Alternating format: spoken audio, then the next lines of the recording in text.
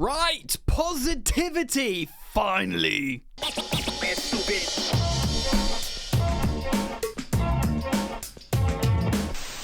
Yes, friends, what's happening? Welcome back to Football Therapy. With me, your host, Jan. Do hope you're doing well, mate. Welcome back to Chelsea News. Citing The Athletic today, 2 stories. Again, only but hours ago this morning, I was speaking about Enzo Fernandez. He's come back. Apparently, the matter is resolved. He's willing to donate to anti-discrimination charities. He's apologized again. He's done... By the way, I know he's done wrong and he live-streamed this song, but comparatively to any other Argentinian players, he's done a lot. I know he was in the limelight, so you might be like, go figure, but we'll talk about that. And the big bad boy news.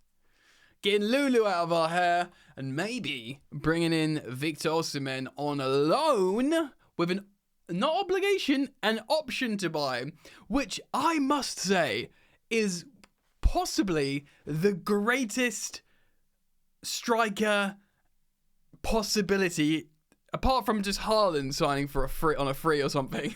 You know, or Mbappe just like joining us for like no wages.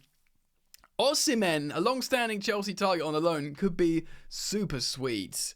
Especially if it gets Lukaku out of the building. Boys, girls, ladies and gentlemen, thank you for joining me. Strap yourselves in for the video. Pour yourself a drink. Get comfy, man. Thank you as always for supporting the content. For that, I love you very much. Simple to do so. Like, subscribe, hitting the bell notifications icon once subscribed. If you do like the content and you think other people might dig it, why not share the content, eh? Click the share buttons down there somewhere. Only if you want to. But anyway, thank you for your support, as always. Alright, so we'll end on the big Osimhen Lulu thing in just a moment. But yeah, Simon Johnson of The Athletic writes about the Fernandez. And by the way, this is hopefully the last time we speak about this. Right? Okay? Okay.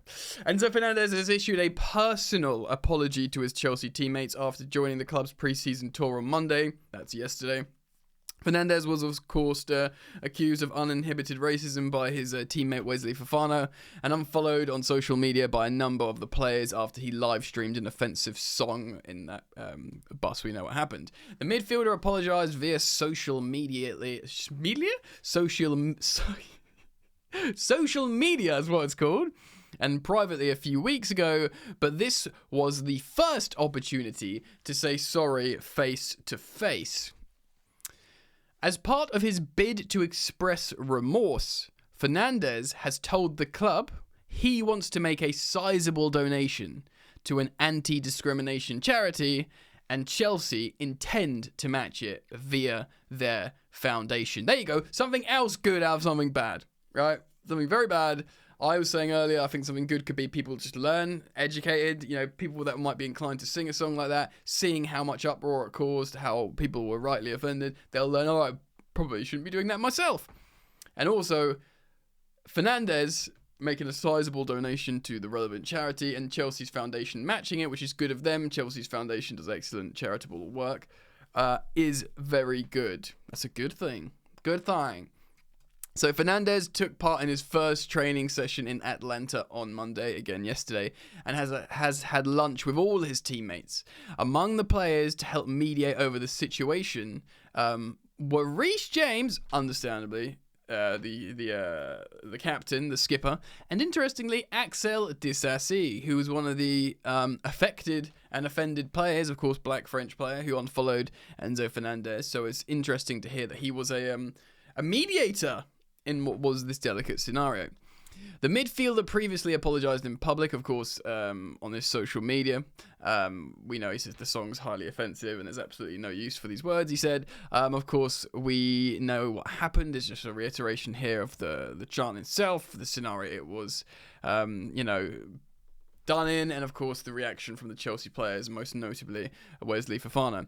Speaking last week, of course, the head coach Enzo Maresca said he was not concerned over any split in the camp. I mean, that's good, keeping up appearances, and he seems to think there's no bad situation at all. But the takeaways from this article is this.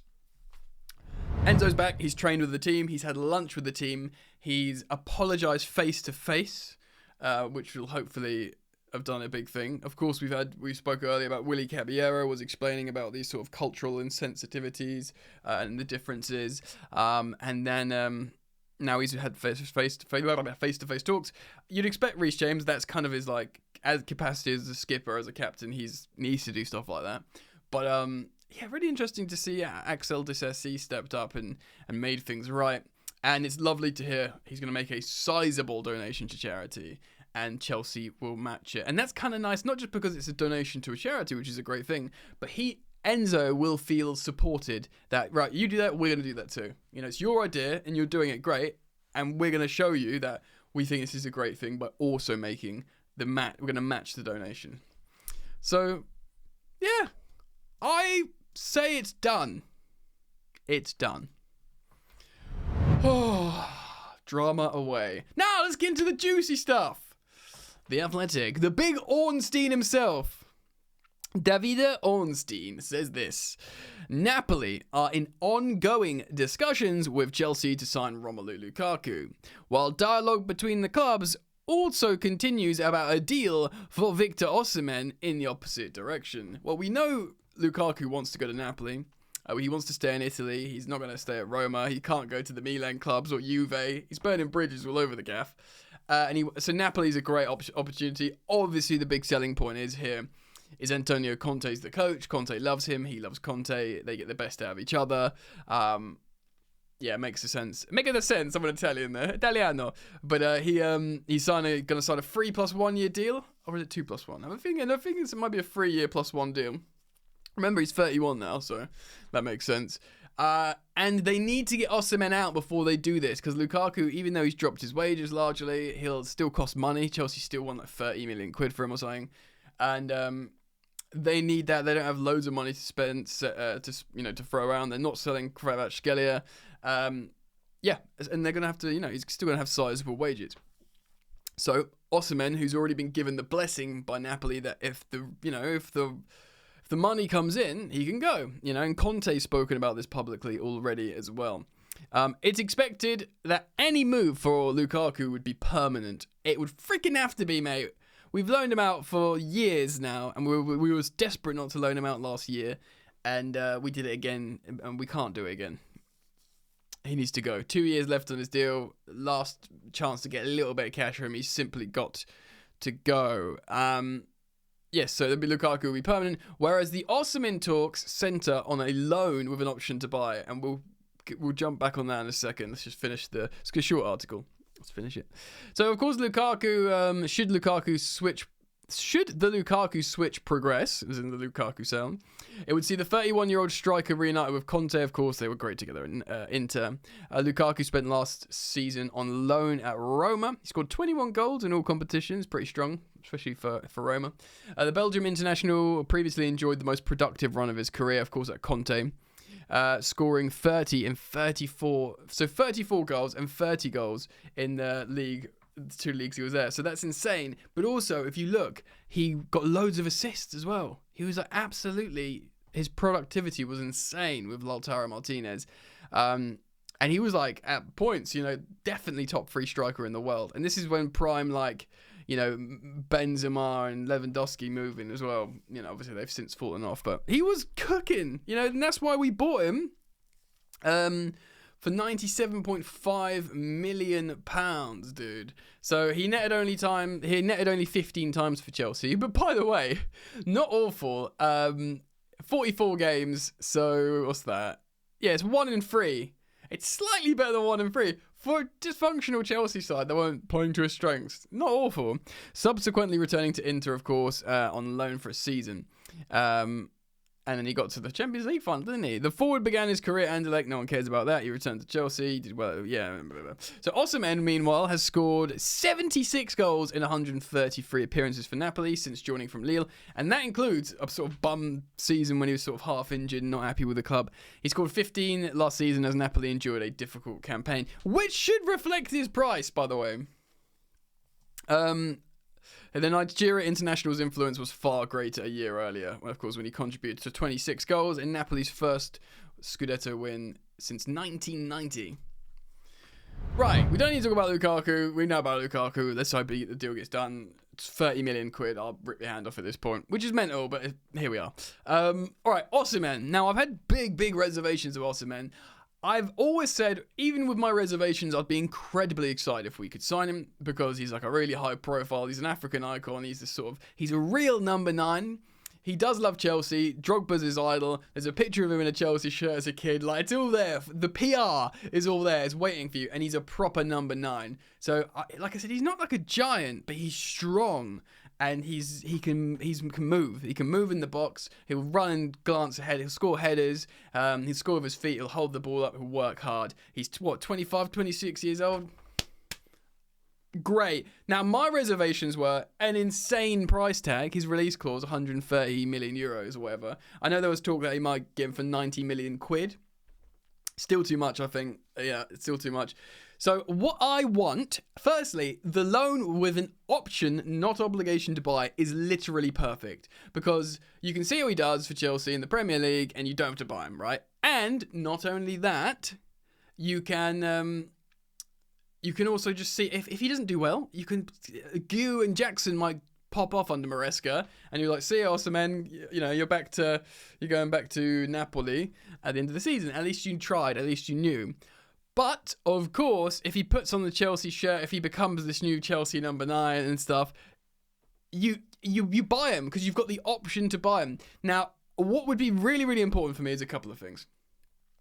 Is an idea of the wages he's on now, Chelsea will be able to pay because we're not buying him, so he'll still be under contract with Napoli, right? So he hasn't got that massive pay increase that he wants yet, that PSG or Saudi were offering him. So we'll be able to pay his wages. Of course, there'll be a loan fee. But what I want to do now is for Chelsea to negotiate the buy option fee now. Because if he pops off for Chelsea, De Laurentiis and Napoli is going to squeeze our so-and-so. It's so tight.